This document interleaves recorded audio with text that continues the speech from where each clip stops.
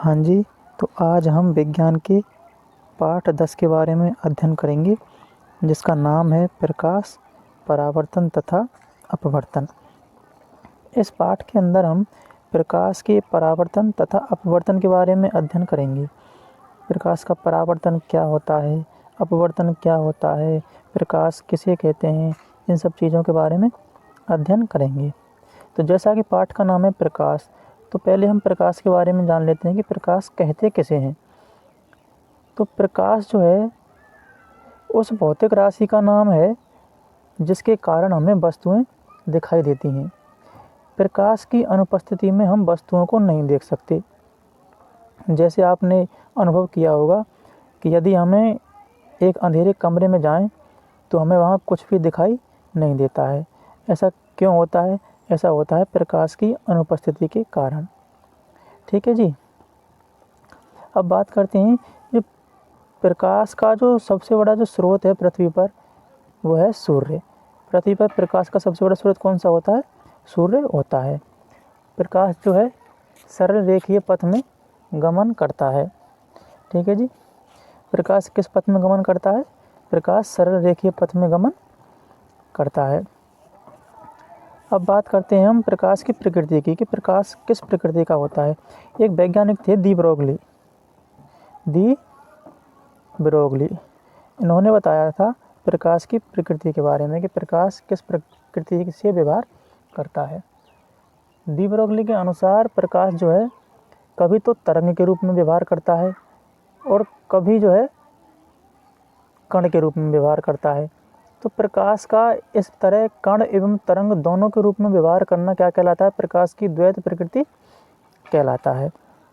अब मैं इसे आपको पढ़ के सुना देता हूँ। जैसे प्रकाश किसे कहते हैं? तो प्रकाश वह भौतिक राशि है जिसके कारण हमें वस्तुएं दिखाई देती हैं। ठीक है जी।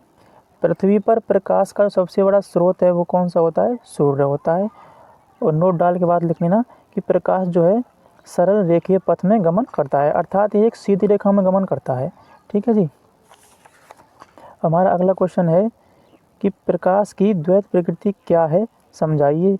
या इसे इस प्रकार ही पूछ सकता है कि दी ब्रोगली के सिद्धांत को लिखिए। इसका आंसर हो जाएगा कि यह सिद्धांत जो है वैज्ञानिक दी ब्रोगली ने दिया था। इस सिद्धांत के अनुसार प्रकाश कभी तो कण की तरह व्यवहार करता है और कभी तरंग की तरह व्यवहार करता है।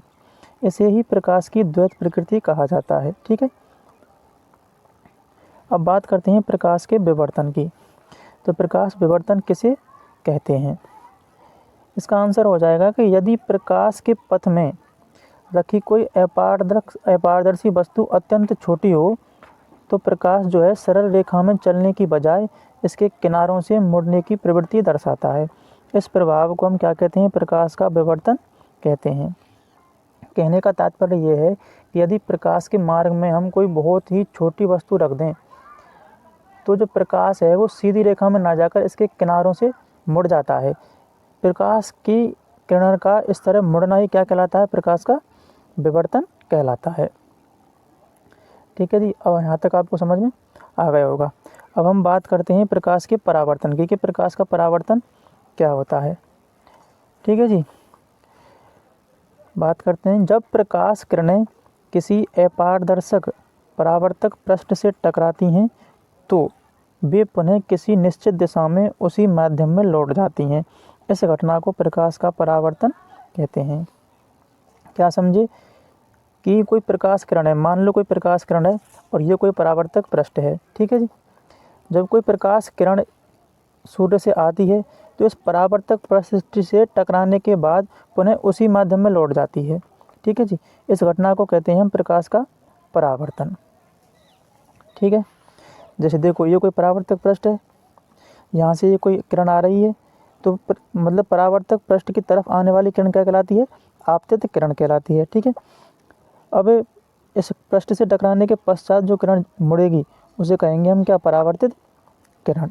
ठीक है जी। अब बात करते हैं हम प्रकाश के नियमों की, कि प्रकाश के नियम कौन कौन से होते हैं। ठीक है जी। ये हैं परावर्तन के नियम। परावर्तन जो है निम्न नियमों से होता है। इनमें पहला नियम है कि आपतित किरण, परावर्तित किरण तथा अवलंब एक ही समतल पर स्थित होते हैं। आप इस चित्र में देख सकते हो कि ये कोई परावर्तक पृष्ठ है, ठीक है। यहाँ पर ये आपतित किरण, परावर्तित किरण और ये अवलंब, देखो यहाँ एक ही बिंदु पर स्थित हैं और एक ही समतल में स्थित हैं। ये इसका पहला नियम है, ठीक है। बात करते हैं दूसरे नियम की।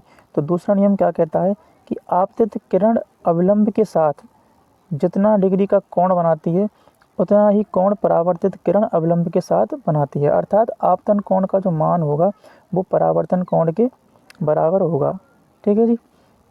ये हमारा कोई अवलंब है, ठीक है। यहाँ इस कोण का मान जितना होगा उतना ही इस कोण का मान होगा, ठीक है। ये क्या है, परावर्तन के दोनों नियम हैं। कौन कौन से नियम हैं? पहला नियम है कि आपतित किरण, परावर्तित किरण तथा अवलंब तीनों एक ही तल में स्थित होते हैं। दूसरा नियम हो जाएगा कि आपतन कोण का जो मान है वह परावर्तन कोण के मान के बराबर होता है, ठीक है जी। यहाँ तक आपको समझ में आ गया होगा।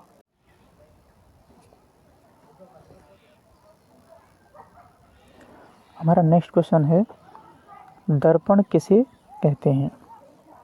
इसका आंसर हो जाएगा कि ऐसा कांच या पारदर्शी पदार्थ जिसकी एक सतह को सिल्वर्ड करके परावर्तक पृष्ठ बना दिया गया हो उसे दर्पण कहते हैं।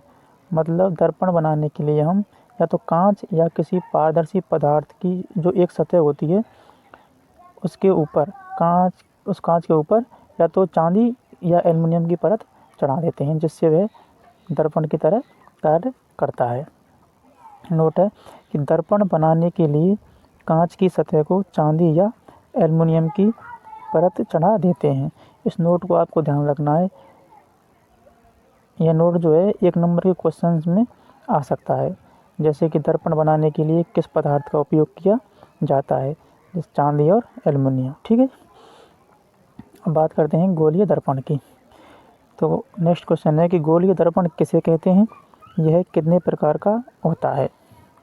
इसका आंसर हो जाएगा कि ऐसे दर्पण जिनके परावर्तक पृष्ठ गोलीय हों गोलीय दर्पण कहलाते हैं। अर्थात जिनके जो परावर्तक पृष्ठ हैं, मतलब जिनसे परावर्तन होता है वह गोलीय आकार में होने चाहिए, उसे हम क्या कहेंगे, गोलीय दर्पण कहेंगे। गोलीय दर्पण 2 प्रकार का होता है, पहला है अवतल दर्पण और दूसरा होता है उत्तल दर्पण। बात करते हैं अवतल दर्पण की। तो अवतल दर्पण जो है ऐसे परावर्तक पृष्ठ हैं जो अंदर की तरफ वक्रित हों, उन्हें क्या कहेंगे, हम अवतल दर्पण कहेंगे। जैसे ये चित्र है, इसमें ये दर्पण है, इसमें जो परावर्तन होगा वो इसकी इधर की साइड से होगा जो अंदर की ओर धसी हुई है। मतलब ऐसे दर्पण जिनकी जो परावर्तक पृष्ठ है, परावर्तक साइड है, वो अंदर की ओर धसी हुई हो, उन्हें क्या कहेंगे, अवतल दर्पण कहेंगे। अब बात करते हैं उत्तल दर्पण की।